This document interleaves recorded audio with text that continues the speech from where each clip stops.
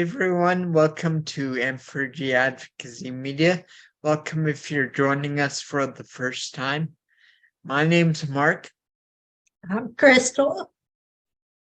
And we're recording the Journey Series video podcast. And today our guest is Karina Sturm, and she's going to be talking about her chronic illness and her journey and her journey through filmmaking and all that stuff. Hi, Karina. Hi. Hello, thanks so much for inviting me. Thank you for coming. Thank you. So I guess start wherever you feel comfortable. Wherever that makes sense. Okay, so you just want me to go on a journey for the next hours and tell you everything. Well, maybe I'll just start with my chronic illness journey so that people kind of know where I'm from and where I'm at, and also the conditions I'm living with. So everything basically started in 2010, where I developed some really weird neurological symptoms. My whole body would be numb. I would develop brain fog. All of a sudden, my joints would kind of go out of place. My neck was very unstable, which meant that I had a lot of brain issues as well, with concentration and motor issues. And back then, I lived in Germany. I'm German, which you probably noticed based on my accent. And I went from doctor to doctor, basically saw, I think probably up to 50 experts. And nobody really knew what was going on. And honestly, most of them didn't even believe me, because I was a young woman with symptoms you couldn't really see, right? And with chronic pain, which you can't really objectify. And they just thought it was all in my head. And they told me that I was just young and had low blood pressure. So maybe I needed to do some more sports. And others thought I had too much stress at work, so I just needed to do some yoga and meditation, which I tried, but my symptoms didn't go away because they weren't caused by that. They were actually caused by Ehlers-Danlos syndrome, which is a rare connective tissue disorder. So that's the short summary. It's amazing after I guess progressing along whatever your journey was for a couple of years, you probably realized those 50 experts you saw weren't as much experts as you are. Yeah, that is very true. I mean, it was really frustrating back then because it took me 4 years until I was diagnosed with a rare connective tissue disorder. And I actually had to fly from Germany to the United States to get diagnosed. And it was only coincidence that I landed at the one expert for my condition. And I didn't even know that beforehand. So it was really just by accident. And that's so sad because, it's 10 years later now, and I could still be undiagnosed if that didn't happen back then. Yeah. Yeah. So what, where did you need to go to find out for your, what is that called again? Ehlers-Danlos syndrome. Ehlers-Danlos. Or in short, it's EDS. Well, so in my case, Ehlers-Danlos syndrome is a connective tissue disorder, and connective tissue is basically everywhere in the body, right? So in my case, my spine is mostly affected, and especially my cervical spine. And because that got really, really bad in 2010, and I tried all kinds of treatments for years and nothing really happened. It progressed downhill. And then after my spine, other joints would just get worse and worse. So I decided I would fly to the United States because they had some sort of like an experimental treatment to improve my joint stability. And that didn't work. But that was the initial reason why I came to the United States.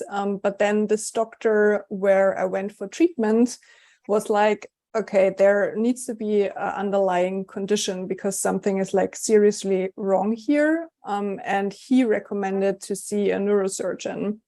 And that neurosurgeon in Maryland was actually the one that diagnosed me with Ehlers-Danlos syndrome because he happened to be an expert on this. So that's kind of how that went. So what other experiences have you had? What is your experience in the American health, system, and then the German? Oh God. That's complicated. I know. Well, so when I first came to the United States, I was only there as a visitor, right? So I didn't have health insurance, so I had to pay everything out of pocket anyway, which was very expensive. Which basically also meant that I spent all my savings. But I mean, you do what you have to do if you don't have any other options, right? Yeah. And I needed answers, so it was like it was well worth the money, I would say.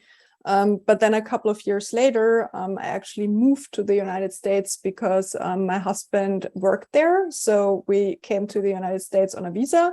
And then I also had health insurance. And then the fun began. I mean, I'm used to like really negative experiences with healthcare, even in Germany. Pretty much when you have a rare condition, it's not great in any country. It doesn't matter which one, right? In the United States, at least, I knew what I was signing up for because it's not really a secret that healthcare is quite complicated there. But I have to say that I probably had the best doctors ever in the United States because we had pretty good health insurance compared to other people. So I had access to some really, really great experts and they were very knowledgeable. But I also know that if you don't have access to that kind of health insurance, then you also fall through the cracks. Yeah, exactly. But that was like a really, really big advantage in the United States compared to Germany, because Germany is a very small country. So if I'm lucky, I have maybe 5 experts for my condition in Germany, and they are all over the place. So that means I have to travel like really long distances to see them. That's expensive too. So that was much easier in the United States. But then, of course, I remember that's like my favorite health insurance bill that I ever got was from an MRI scan. And they like actually charged my health insurance $15,000 for MRI. I totally believe that. I was like, wait a second. Like my copay with insurance was $1,500. Like I could actually pay 3 MRIs out of pocket in Germany for that money. Right? Without insurance. So that was ridiculous. But yeah, I mean, I knew that it was that way in the United States, so I wasn't surprised. Yeah, it's really sad though that companies and insurance, they like to suck out everything out of people, especially if they have a disability or a permanent disability or anything, any medical procedure you need or temporary disability, whatever, they will totally try to drain you. They don't care. I know. They don't care that you're not getting basic needs met and that you're not eating, as long as you can shell out everything you have to pay them. Well, it's also it's so sad because healthcare should never be about money, right? It should always be about the person, and it shouldn't depend on the money you have, if you can see an expert or not, because everybody should have the right to see the person they need to see to get the treatment, the best possible treatment. But that's not reality. Yeah. I mean, it's It's- also not reality in Germany either, right? Because there are certain conditions that come along with Ehlers-Danlos syndrome where we don't have experts in Germany, like not at all, not one. So Right. especially for the cervical spine issue I'm having, like most people have to go out of country for surgery. But then you don't get that paid because, the Germans are like, wait, why should we pay thousands and thousands of dollars in the US? Because, we are not used to like paying that much for any medical thing, really. Right. But that means I don't have access to any sort of doctor, right? Because I don't have one in my country, but I'm also not allowed to go out of country. Mhm. And that makes it really tricky too. And especially Yes. it's super frustrating because I know there are people that can help me, but I also know that I cannot afford to see them. And that's just making me so angry. Yeah, it's really devastating the people who have good health insurance, But what about the people that don't even have a hope of getting the comfort they need? They don't have the luxuries to be able to go wherever they need to go and do whatever they need to do, see who they need to see to relieve some of that pain and some of that stress for them so they can focus on their life, their friends, their family. And it should be a basic human thing to have those needs met, whether it be basic needs or health needs. And what's confusing to me is, well, I don't want to say confusing because I totally get it.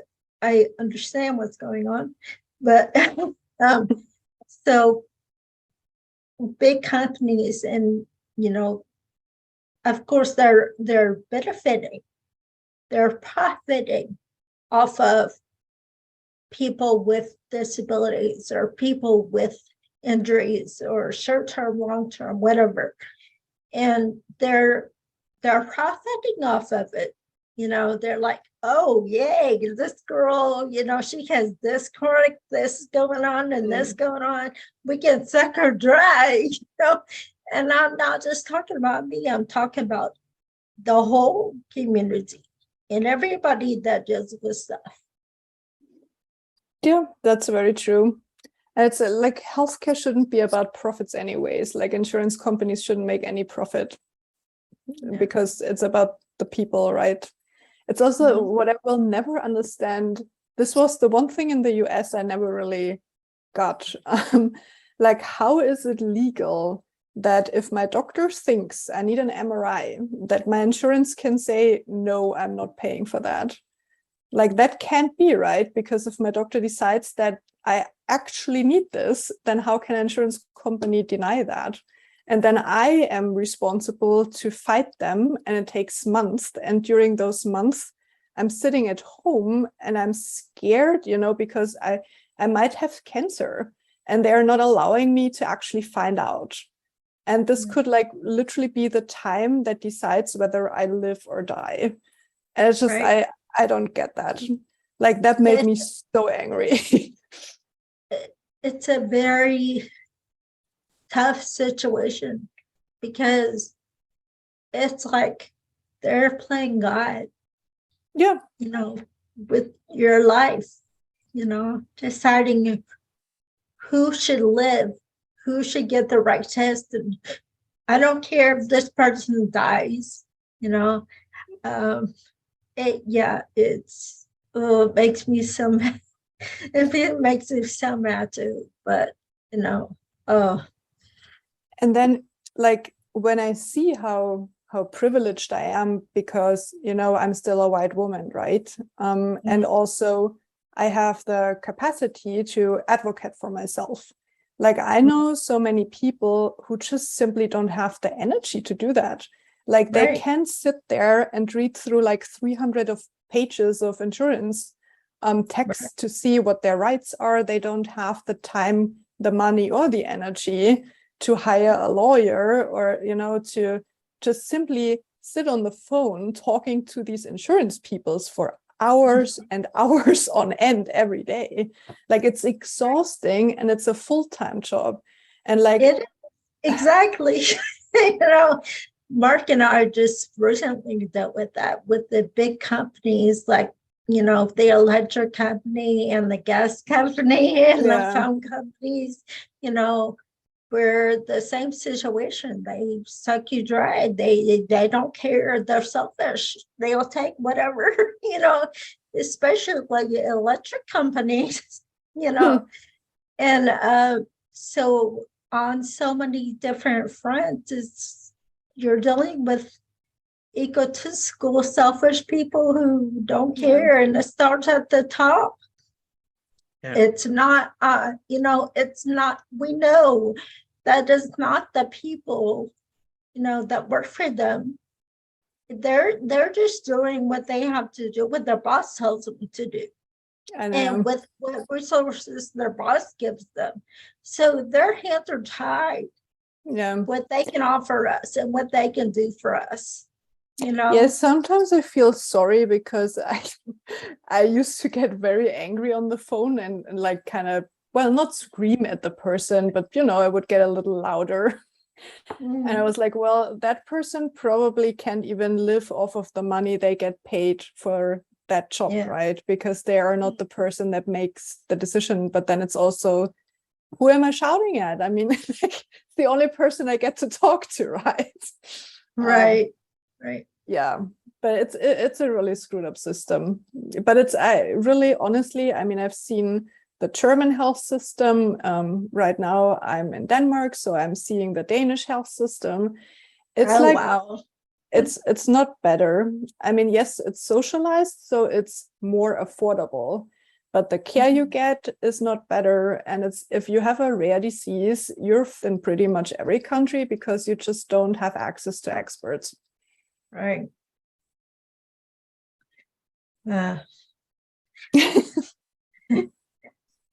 So now we are all angry.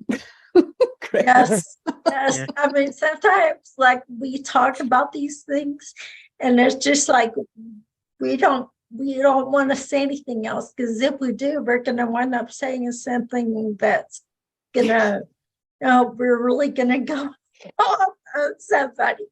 So yeah, I mean, but then also this needs to change, right? But you don't even know where to start, because it's been like that for so long, and like, where do you even begin? And also there's the thing, like we, like you were saying, our conditions are a full-time job. We don't have the energy to take down a government or some big corporation or whatever. But that's the thing. There's so much corruption going on and so many things that we have to keep our eye on, so that we're not so that they're not taking advantage of our situation. We're having to really watch the numbers and the things that are, bidding on our bills and stuff like that. And between that, the insurance company, and just trying to manage our disability, that is a full-time job. I'm sorry. I very much hear that. I mean, I've just recently been dealing with a family emergency, which included like figuring out caregiving and all that. And it's like, basically I spend half of my day on the phone. I'm so sorry. It's just, I'm trying to do a little bit of work every day because I need money to survive. I need money to pay for my bills. I need money to pay for my, like, mostly higher bills because of my disability and the needs I have. So it's like everything is already like much more expensive, but then I also have less energy and less time to like work so I can pay for those bills. And like in between, I'm expected to like take care of all my medical needs by myself, meaning, you know, like fight with insurance companies because they usually just deny like literally every request I made. And then you're on the phone half day and it's like, okay, and when am I supposed to like do self-care, like do my exercises and take care of my body and then my work? And then I'm supposed to, you know, cook and do some housework. I'm like, my day does not have enough hours. That's part of their strategy, though, is this is just okay. They probably tell their salespeople or whoever, okay, anything that comes in, just deny it. First step is deny it. Probably half the people who make a claim are just gonna drop it because it got denied.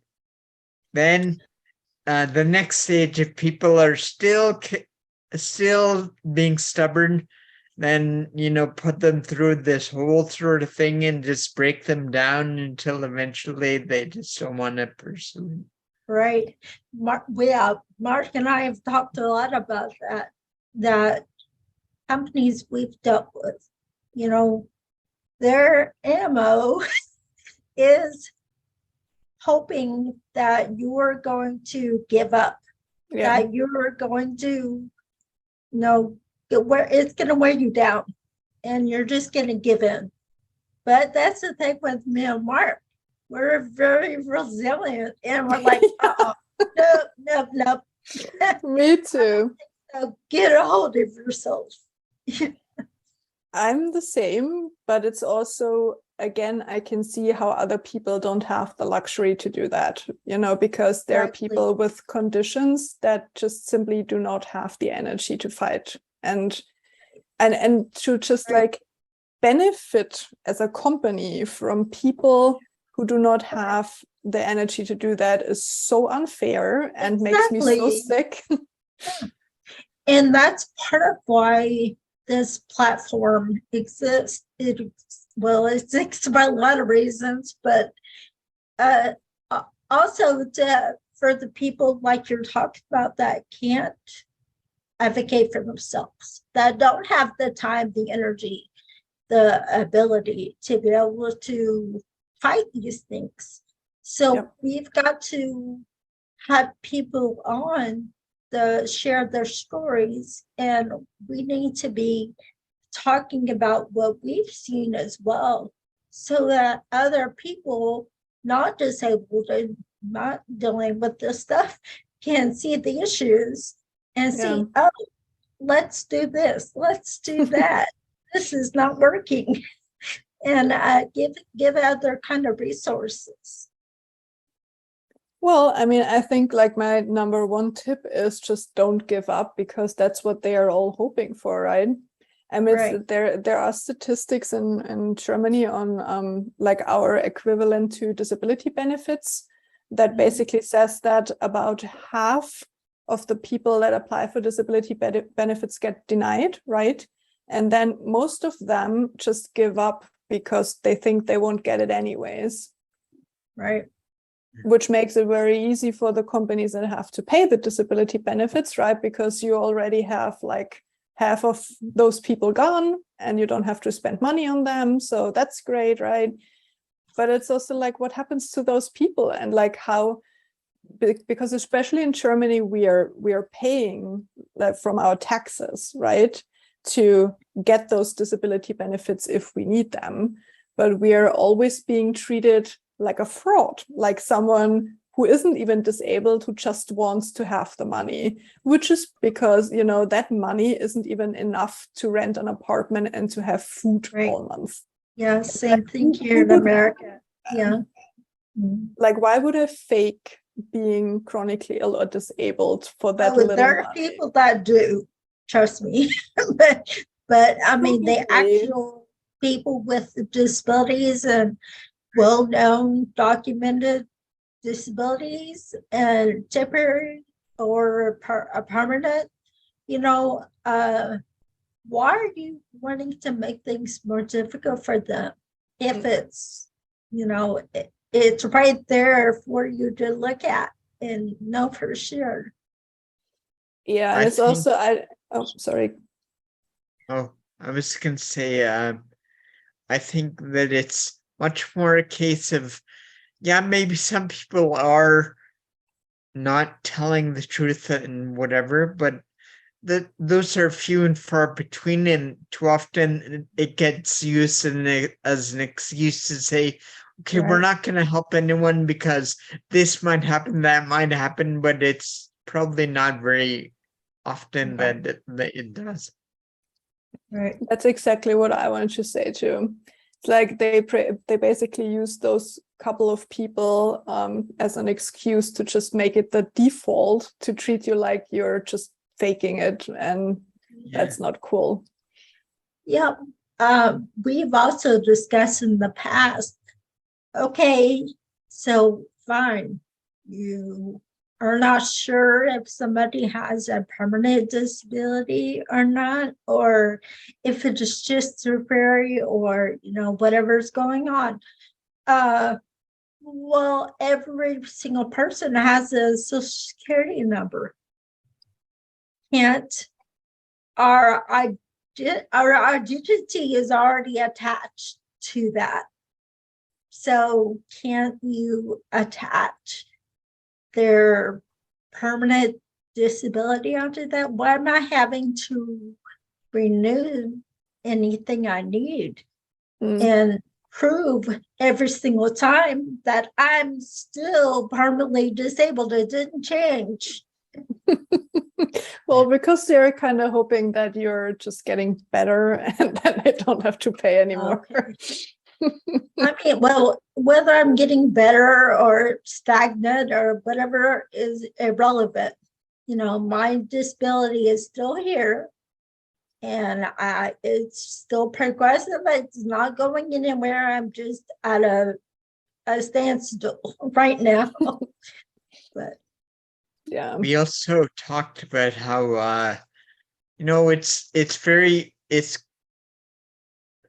totally the opposite of the way they handle like criminal justice or whatever. Generally, if someone gets arrested for a crime, it's assumed that they're innocent unless you can give this mountain of evidence that says they're not innocent. But with disability, it's the exact opposite.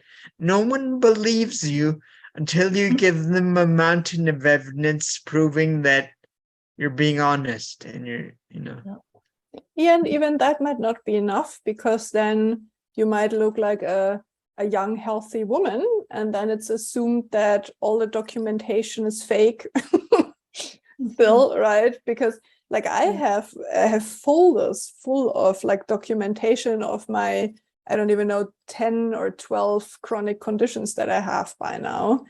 And it's just like, that doesn't matter, because they look at me, and if I'm not looking like I'm like almost dead, basically, they don't believe that I'm sick, because I don't look like I am, right? And it's also, I'm not a person that, I don't know, I don't go to the doctor's office and like when I'm really suffering, because when I'm suffering, I'm at home in my room, in my bed, and nobody can see me, right? You only see me outside on a good day, and then usually I look fine, but that doesn't mean that I'm not sick. But that's what they assume. And I don't know, it's really hard to navigate that, because if you look too sick, then they will say you're depressed, and you're just like letting yourself go or whatever. And if you look fine, then you're faking it. So it's just like whatever you do, it's wrong anyways. And I think that you bring up a good point that it's not really the onus isn't on the person who's sick or whatever to prove that they're sick. I mean, and that's not the problem. The problem is whoever's listening to this has this unconscious bias of what they think a disabled person should be Hmm. or should look like or should act like, and that's the real problem. That's true, Right. yeah. I mean, there are tons of stereotypes of disability, then there's a big gender bias as well. Like just the fact that I'm not so young anymore, but when this all started, I was really young. And then doctors already have a specific thinking about, what's wrong with me. And it's usually, well, that person is probably depressed, which I heard so many times. And then that goes on into my report, and then that gets handed from doctor to doctor, and like really everyone just sees that report and doesn't even do any tests on me anymore because it's already clear.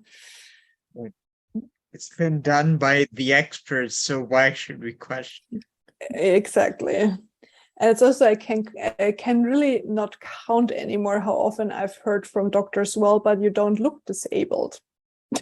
I'm like, okay, what do you think? What am I supposed to look like? And they were just like reading the list of my conditions, and they're like, well, if I read this sounds like you're 90 years old and like almost dying. I'm like, well, maybe I have learned how to cope with my conditions, and I'm just, I'm used to chronic pain. I'm used to having symptoms. I'm just, if this takes over my whole day, then I don't have a life anymore. So I need to kind of function with my conditions. Right. Right. We talked previously about, doctors or insurance rather not approving, like if you need a certain treatment or like an MRI or something, but it's okay. So the medical community is constantly telling us of the advances that are going on. But if they don't allow someone who has something to get tested or get scanned or whatever needs to happen, or check their blood even, you know, it's pretty counterintuitive of the medical community to say we've made all these advances, but we don't want to we don't want you to know, we don't want to prove it with a scan. That'll just throw them to the bus. So I don't get that. mean, I think what they're actually saying is that medicine has made lots of improvements, but only for rich people. Right, exactly. Because I mean, it is true. We are making lots of progress, right? I mean, like just over the last couple of years in the pandemic, what we've seen in like fast research and like the outcomes of that was absolutely amazing. But it's also like, this doesn't do shit for me if I don't get the MRI or if I don't get the, I don't know, new cancer treatment or whatever, because if I don't have access to that because I can't pay for it, it's not doing anything for me. Yeah, no, sorry. I was meaning like if you don't have great health insurance, you don't have the privilege of those advances to look to, because the medical community doesn't want those people that don't have good insurance to be able to have access to those medical procedures or MRIs or whatever, because they don't want to tell on themselves about, we're not giving them that same treatment as the people who have a lot of money. Yeah, I mean, but that's kind of how disabled people get treated everywhere, right? Kind of like they're inferior, they're not really worth the money because they don't contribute anything. I mean, there are lots of like stereotypes about disabled people that probably those folks that work at the insurance companies believe themselves, right? So they probably hold the same stereotypes against us. One very tangible example we had here in Canada, I don't know if you had it in Germany, and maybe they had it in the US too, I don't know. But during the pandemic, they said to all the non-disabled people that were out of work because of the pandemic, because everything shut down, you get $2,000 a month, right? Mm. Meanwhile, for all the people who are going through the same thing, the isolation and the not being able to work on a daily basis, right? They get like maybe $1,300 a month. Yeah. And so essentially that's saying you just don't have as much value. Mhm. Yeah, well, that's kind of what we are hearing all the time, right? I mean, like the pandemic has made that clear on so many levels. It was also the same when they said basically disabled people should just die because we don't care about them. So we don't want to follow any regulations to make sure the vulnerable population, doesn't die. So I mean, it's always assumed that we don't have the same kind of value, even though like lots of disabled people are amazing, amazing people who contribute so much more than lots of non-disabled people I know. But I don't want to do any or create any sort of stereotypes. So. Maybe we can kind of switch gears here for a second. And you can tell us a bit about what you work on and what sort of projects you're involved in. Oh, that's a lot. Well, so since 2020, basically since the pandemic, that kind of caused me a lot of anxiety, especially in the beginning, and a lot of like feelings of I don't really know where my life is going right now. So I took on a lot of like new projects to kind of distract myself, because that's what I always do when I feel worry or fear, is like I distract myself with things that give me a feeling of purpose and belonging, basically.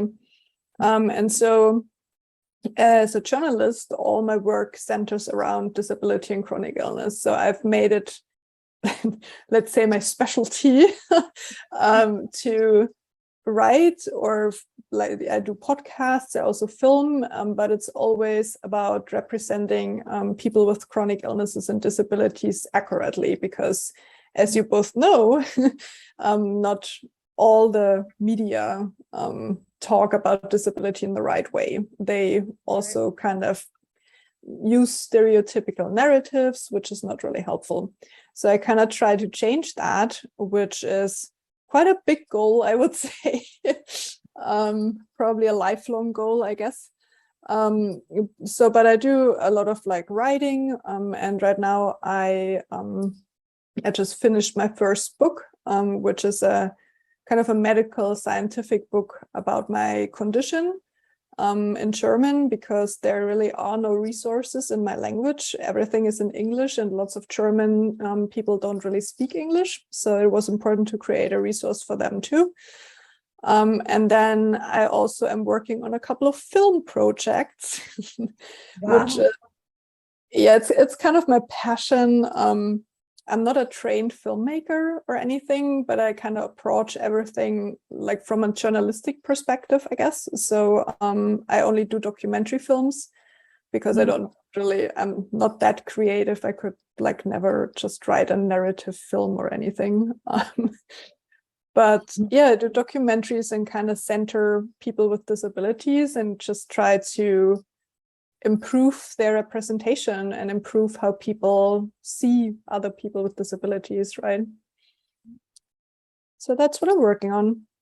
We definitely, we're slowly getting things the way we want it for N4G Advocacy Media, and eventually we want to spotlight on our website all of the different projects that our guests have been working on. So maybe that's nice. Because we've talked to so many different guests that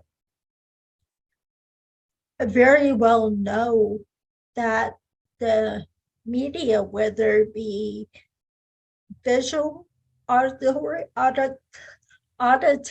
visual, or reading a book, Mm, we want to compile all of those things because that the community very well knows that that is how people soak in stuff, and that they're able to recognize things and see things. mhm. And like you were saying, you do documentaries.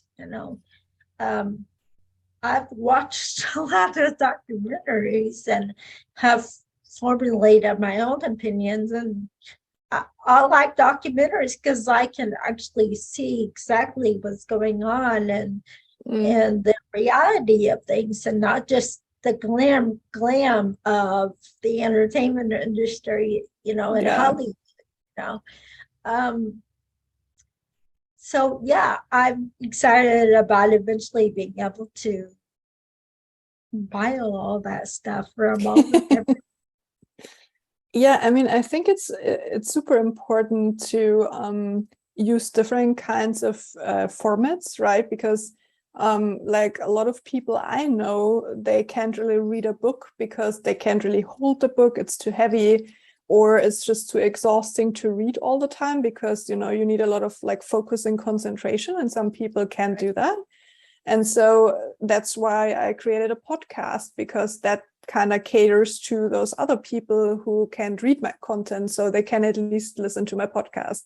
And then Right. film is yet another option, right, for yet Mhm. other people. And this way I kind of try to be at least as accessible as I can. I mean, I'm only one person, so I can't create content in like all of those formats. I can't have a text and a podcast and a video for like the same thing. It's Mhm. just too much for one person, but I can at least try to, like have little pieces for everyone in order to create a little more access. And I feel like that's working quite well for me, because it's also, you reach so many more people because lots of people consume content in different forms, right? So Right. like, let's say on my podcast, I have a completely different audience from Mhm. like the people that watch my film, for instance. And so Right. that's a huge benefit for me too, because that way my audience is just much bigger, right? Mhm.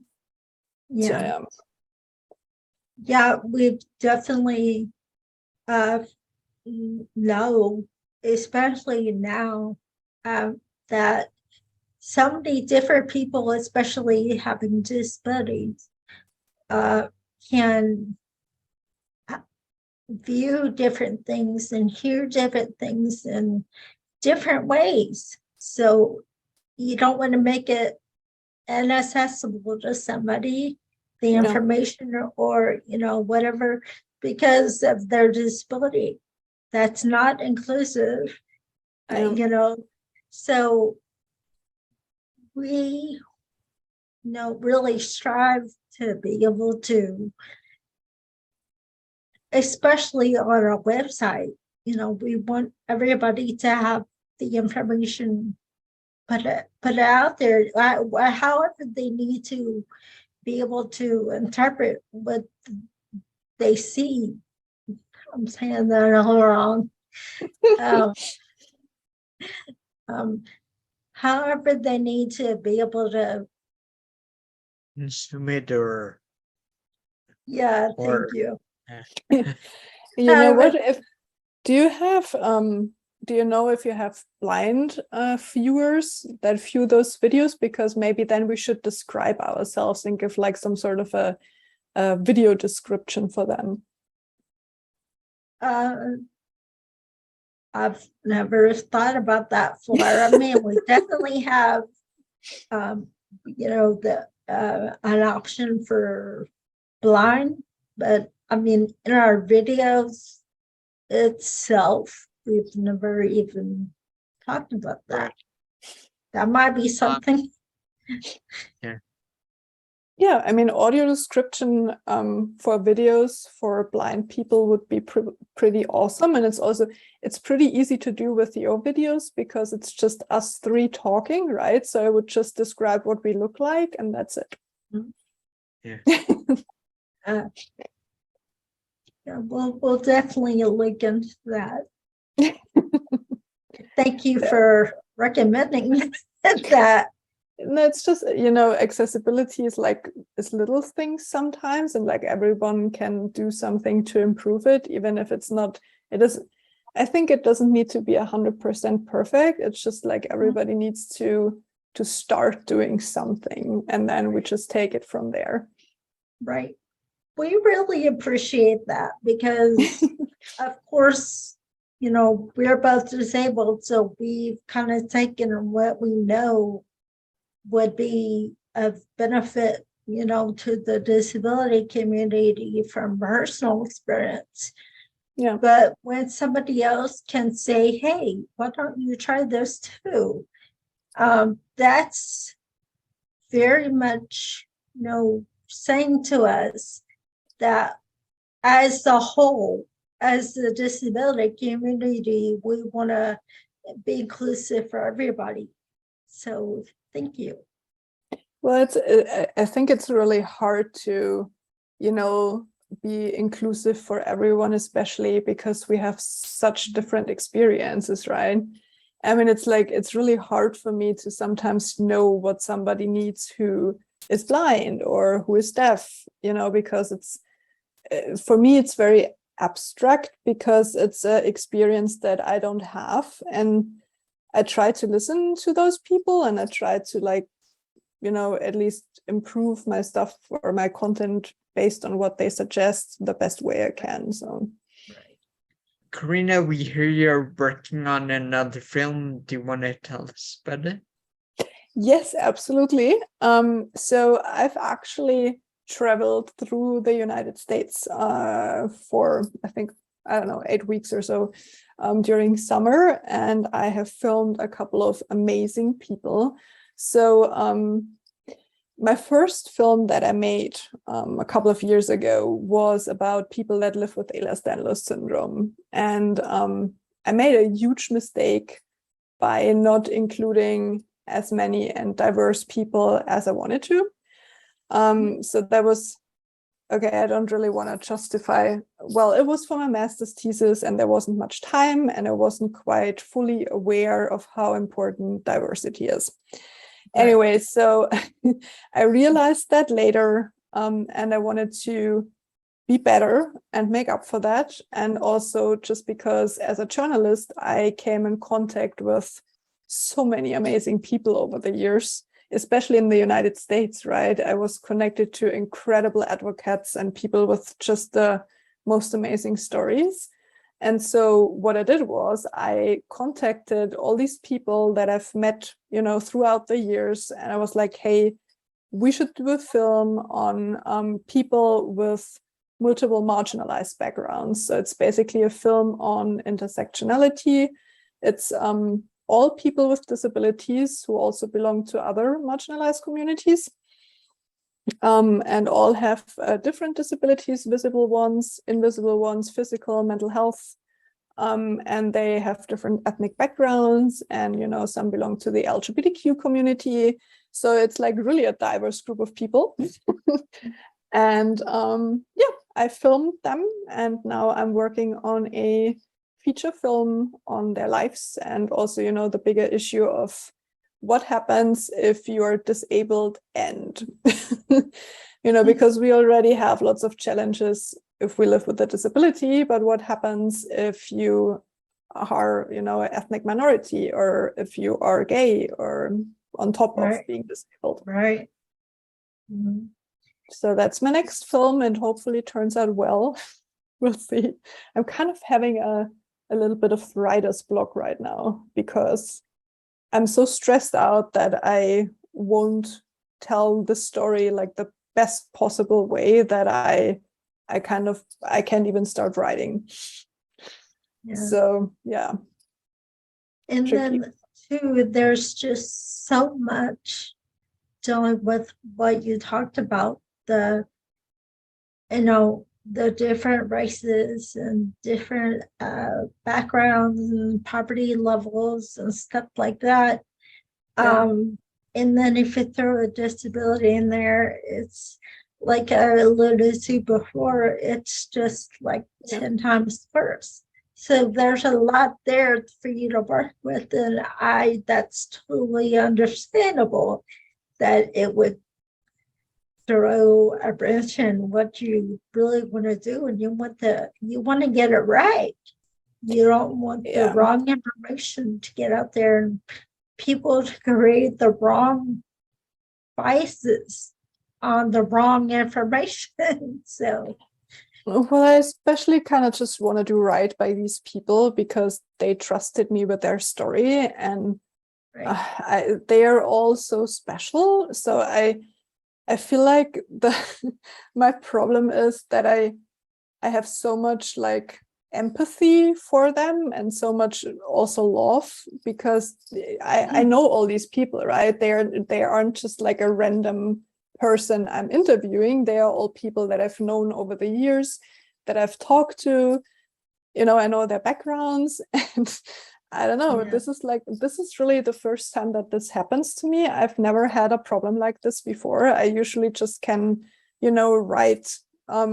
I just write it down, but this time I can't, and I've been like kind of staring at my wall right next to me, where I put like little post-it notes with quotes and topics and all that. And I'm just like, every day I'm staring at this wall and I just can't get started. I just hope this changes anytime soon. Yeah, it is quite amazing, like to have all this information and all these things and want to do it right. You owe people so much but to tell the story the right way and share people's experiences, but do it justice. Don't just tell a story, which is a lot of what Hollywood has done. They just want to get content out there and make that money, But I think when you put empathy in there and you want to authentically and openly share people's stories, but you want to do it in a fruitful way that's not going to degrade, and the whole picture, show the whole picture of what's going on. I think that it does make a difference if a disabled person tells the story, because while I don't belong to, like multiple marginalized communities, I at least belong to one. So I at least have the disability perspective. And like I would hopefully say, or I would consider myself a pretty open-minded person who is very interested in other people's experiences too. So I feel like there's lots of other experiences that people make that belong to other minorities that I can relate to, because, discrimination is something that we all experience, even though they experience it much worse, obviously, but it's still something that I can a little bit relate to. And therefore, I just hope that I tell this story in a sensitive way, right? And hopefully, most importantly, represent all these people how they want to be represented. I mean, that's kind of my highest standard. We'll see. I will send you the film and you will be the judge of that. Yes. Thank you. Thank you. We look forward to watching. Yeah. Yeah, and be honest. Don't just say it's good if you don't like it. Okay. And thank you for doing what you're doing. Because, I mean, as disabled people, market girl, we definitely want to share our stories, but we recognize that we're not the only minority.